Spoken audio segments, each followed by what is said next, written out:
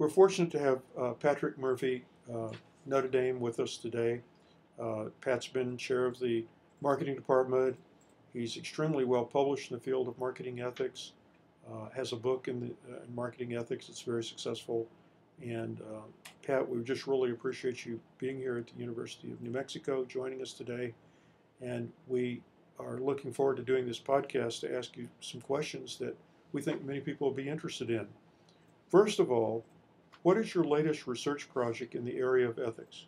I have an ongoing project that I'm working with a PhD student from Vienna, Austria, and you might say, how did somebody from Notre Dame get on the doctoral committee of a student from Vienna, Austria? But she visited Notre Dame a year ago, and we were talking about the notion of responsibility in marketing and corporate responsibility in marketing, and the literature in marketing ethics tends to be kind of bifurcated in this area. They either talk about internal ethics or then CSR, corporate social responsibility, and our thesis for this paper is that's an artificial distinction, if you will, and corporations are folding their societal or environmental issues in with their core business issues, and this is where companies should be more responsible, or I think are already making that linkage, if you will, and implementing it not just in their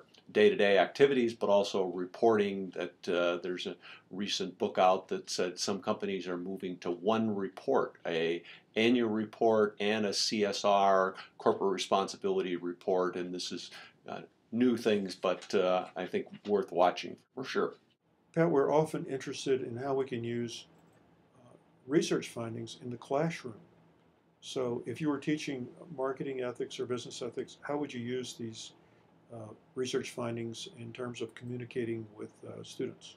One thing that we already do is talk about stakeholders, and in this paper we try to examine typical marketing stakeholders like consumers, supply chain, dealers, and others, but the notion of the stakeholders is that now companies, I think, are engaging in a several stage process of stakeholder identification, classic market segmentation, stakeholder engagement, up to community dialogue, communication, so we can look at stakeholders in I think, a richer way than we have before. And another idea in this paper, which those of us in ethics have long felt, but some of the CSR literature has not, is that really the companies who are strongly responsible have a ethical foundation. They have either a company long history. Just yesterday we had the CEO of DuPont giving a speech at Notre Dame, and they won an award. They're a 200-year-old company, but they talked about the core values. So bring in the kind of intersection of the core values with the stakeholders, and then moving it to ethical decision making, which all of our students are interested in ethical decision making, but that we have to keep this notion of responsibility to the various stakeholders, including the natural environment, top of mind, or some other stakeholders, especially the social critics or NGOs, are going to take companies to task for not following through on some of their promotional or their things that they promote rather widely. Could you give us some examples of companies you might use in classroom to talk about these topics?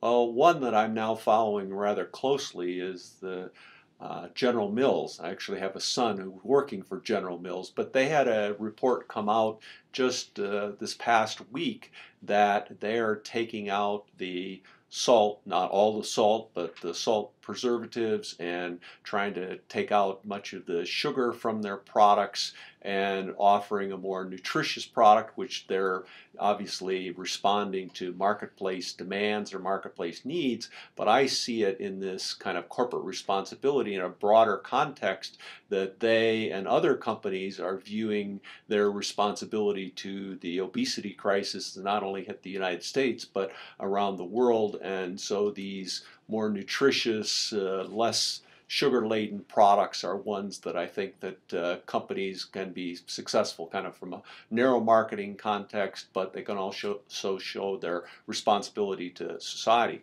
One international example that is a few years old, but many other companies are following their lead is Nestle, when they went into India a number of years ago, found that the dairy farmers, the quality of milk that they were getting from the dairy farmers was not very high. So Nestle put in place a support system where they gave veterinary advice to these farmers for their cows. Secondly, they offered better feed or more nutritious feed, and then some of the milk obviously spoiled because these are remote areas, and they came up with a collection place where they could take the milk on a regular basis. And putting this all together meant higher quality of milk, more production with milk, and it was a win-win both for Nestle and the company.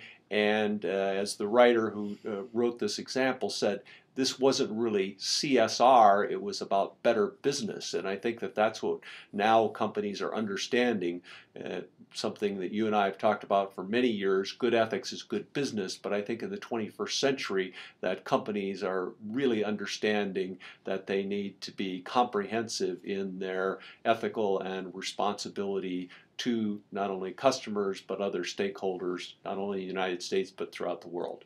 Thank you for your time today, your very insightful and thoughtful responses to these important questions, and we certainly hope that you'll come back and visit us again.